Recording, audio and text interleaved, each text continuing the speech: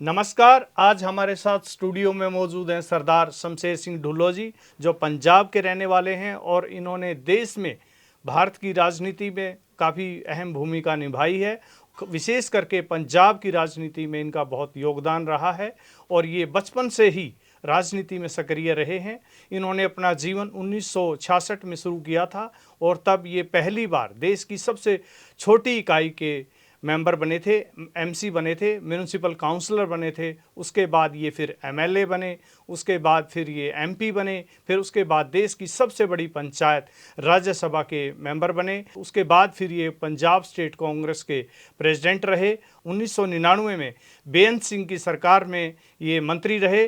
तब इनके पास excise and taxation portfolio था और इन्होंने हमेशा किसी की भी सरकार रही हो, किसी भी पद पे रहे हों, हमेशा वंचित समाज के हक अधिकारों की बात के लिए ये जाने जाते हैं। हमेशा इन्होंने समाज के मुद्दों को सर्वोपरि रखा है। सरदार शमशेर सिंह ढुल्लो जी की जो राजनीतिक यात्रा है, पॉलिटिकल जर्नी है, उसके बारे में खास बात करेंगे शमशेर सिंह ढुल्लो जी से। यही बताएंगे अपनी राजनीति का सफ़र कैसे रहा, कौन कौन इनको इस सफ़र में मिले, क्या इनके खट्टे मीठे एहसास हैं, सबके बारे में विस्तार से बात करेंगे सरदार शमशेर सिंह ढुल्लो जी से। तो मान्यवर कांशीराम जी का आपने जिक्र किया है, कांशीराम जी के जो राजनीतिक सफ़र है उसके बारे में क्या कहेंगे आप? बाबा साहब के बाद जी इस मुल्क में जी एज मिनिस्टर जो बाबू जगजीवन राम जी कर गए जी और उसके बाद जी मिनिस्टर जरूर आए पर उतना नहीं कर पाए जो करना है, जी। क्योंकि जगजीवन राम के पीछे फोर्स थी,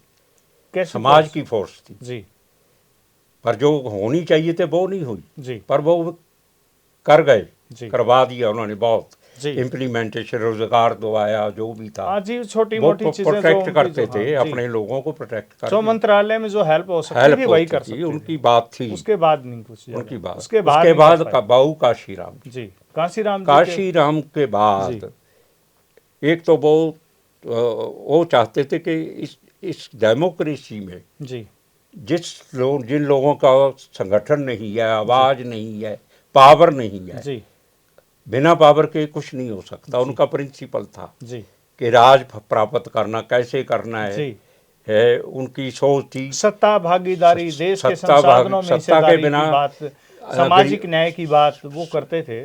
सत्ता के बिना हमारे लोगों का कल्याण नहीं हो सकता। जी हम डिपेंडेंट हैं। जी जो लीडर, जो मिनिस्टर तो नाम के हैं, जी, पावर नहीं है। विदाउट पोर्टफोलियो मिनिस्टर है, विदाउट नहीं, पावर चाहे कोई भी हो, विदाउट पावर मिनिस्टर है। पावर नहीं होती।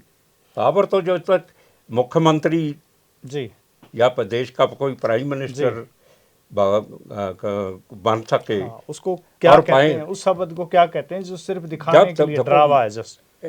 जब तक ये जो ऐसी समाज है, जी, जब तक सत्ता इनके पास नहीं आती जी, इनका कभी भला नहीं हो सकता। जी, और दूसरी पार्टियां कोई भी हों। कांशीराम जी का जो आंदोलन चल रहा था, राजनीतिक आंदोलन चल रहा था, आप तो उनके साथ के ही हैं, तो आप उनके साथ क्यों नहीं जुड़े उनके आंदोलन में?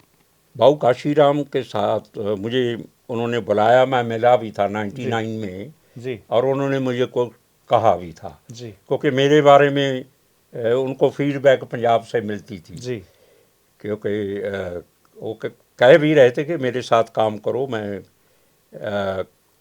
मेरे लिए उन्होंने सोचा जी, कि पर मैं ये मेरे माइंड में था कि एक जगह बाबा साहब का जो आवाज़ है, जो चाहते हैं, जो उनका पंजाब जो लोगों को ताकत देना चाहते हैं, बाबा साहब जो डेमोक्रेसी के बीच में लोगों की आवाज़ उठानी है, दबे कुचले लोगों की, एक जगह नहीं उठाई। जैसे जहाँ मैं बैठा हूँ, मैं उनको मैंने कहा, बाबू जी काशीराम को, मैं कांग्रेस में हूँ पर बाबा साहब का जो आप जो चाहते हो, बाबा साहब चाहते हो, वहाँ हम आवाज़ बुलंद करेंगे अपनी पार्टी में और पार्टी में ज़रूर इसके लिए प्रेशर रखेंगे कि हमारे लोगों का भला हो, हमारे लिए हित की बातें आएँ वहाँ। वो जो मैनिफेस्टो बने, मैनिफेस्टो तो बनते हैं, वो तो दिखावा होता है। अब लोगों का मैनिफेस्टो पर भरोसा ही नहीं रहा। ठीक है, जब पावर में होते हैं और चेहरा होता है और बातें होती है, जब पावर से बाहर होते हैं फिर दर्दों की याद आती है, जी चाहे पार्टी कोई भी हो, हमारी जी हो या दूसरी हो। जी।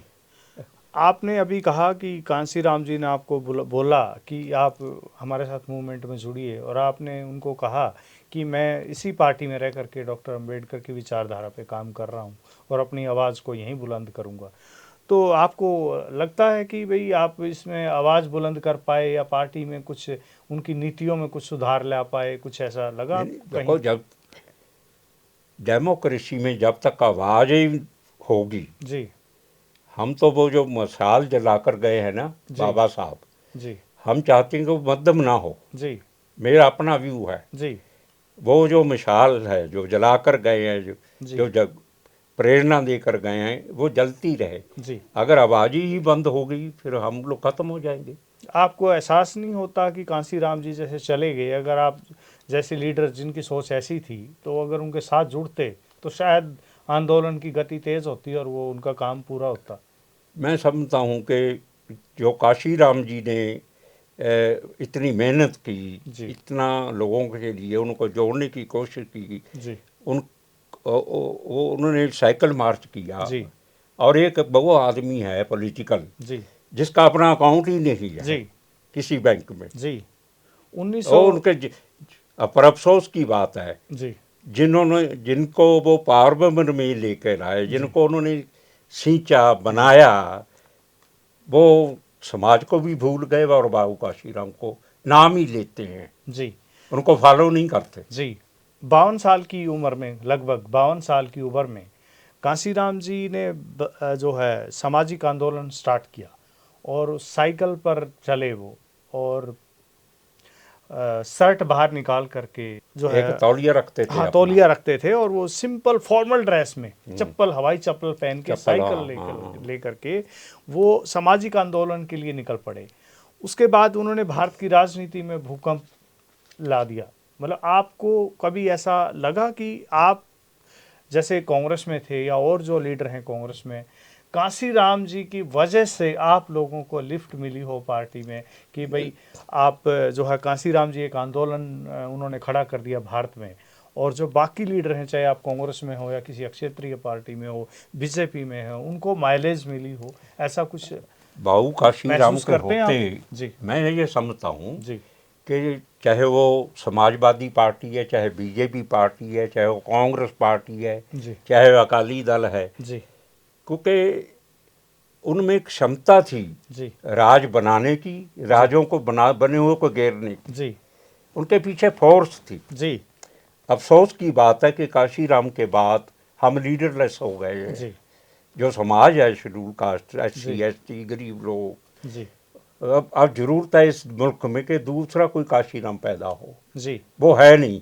जी अगर है, अपने आप को कहते हैं, जी वो तो मैं समझता हूँ तथाकथित किसी न किसी का टूल बनकर काम टूल बन करते हैं। करके उनके काम पीछे कर कोई रहे एजेंसी ही हैं, है, एजेंसियां हैं जो काम कर वो रही हैं।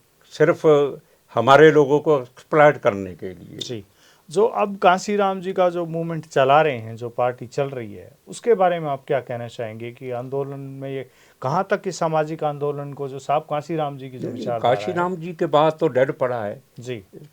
वैसे दिखावा है। तो क्या कारण है उसका? रीज़न क्या है, ये तो देखो, उनके जो उत्तराधिकारी हैं, जो जी भी हैं, जी बजाय, ठीक है, यहाँ पता नहीं रीज़न क्या है, जी क्यों नहीं निकलते, क्यों नहीं लोगों के बीच जी जाते, क्यों नहीं एजिटेशन की जाती जी है। वो तो बाहर नहीं निकले अपने महलों से, जी जो मैं कह के सकता हूँ जी। कि मजबूरी क्या है, ये वही बता सकते हैं। तो इस आंदोलन का क्या होगा? जो कांसीराम जी की जो वसीयत थी, जो सामाजिक आंदोलन था, ये ठहर गया है, इसका? देखो, इन लोगों को देखो, बाबू का जो बहुजन समाज की बात करते जी हैं, बहुजन समाज में ने उनका साथ दिया, जी पावर भी दी, सबको फाइनेंशियली भी बहुत मजबूत हो गए। जी पर समाज के लिए उनको लड़ना चाहिए। समाज तो पिट रहा है, जी चाहे यूपी हो, चाहे पंजाब हो, चाहे जी, और हो, चाहे हरियाणा हरियाणा हो, दूसरी कहीं राजस्थान चले जाओ, क्योंकि मनुवाद जो है जी वो हर पार्टी में है। मनुवादी लोग कहते हैं, जी। मनु विधान एक वो तो वो फॉर्मेट है। जो मैं यहाँ है, यहाँ है वो, यहाँ है, हर चाहे पार्टी कोई हो। चाहे एक परिवार हो।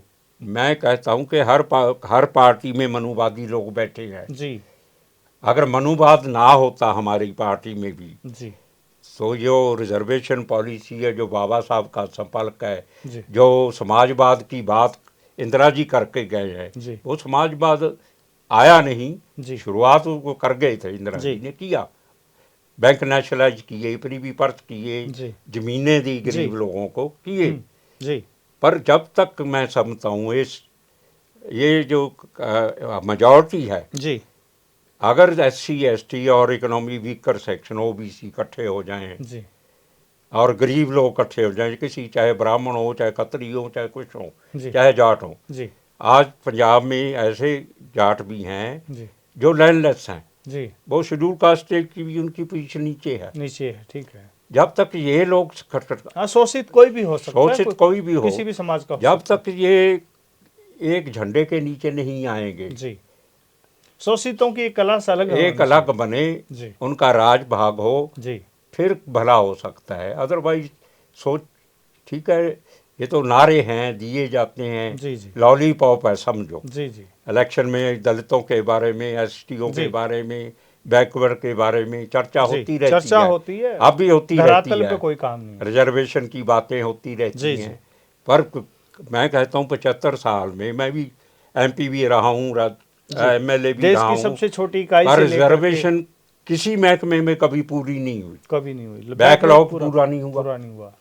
बैकलॉग नहीं पूरा। जी 85th अमेंडमेंट जो हो गई थी, जी राजीव जी करके गए थे, जी बाद में किसी ने फॉलो नहीं, किसी ने इवन follow हमारे राज्यों में ही नहीं हुई। जी हम भी कोशिश करते रहे, नहीं जी। हुई। तो ये थे हमारे साथ पंजाब प्रदेश के जो हैं सरदार शमशेर सिंह ढुल्लो जी, इनके राजनीतिक सफ़र के बारे में बात की और इनसे बहुत कुछ जानने को मिला। बहुत सारी राजनीति के बारे में, सिस्टम के बारे में बहुत सारी जानकारी दी और आगे भी हम राजनीतिक सफ़र में वंचित समाज के अन्य नेताओं की राजनीतिक सफ़र के बारे में ऐसे ही आपको राजनीतिक यात्रा और उनके समाज के प्रति जिम्मेदारी के उद्देश्यों को हम आपके सामने रखते जाएंगे।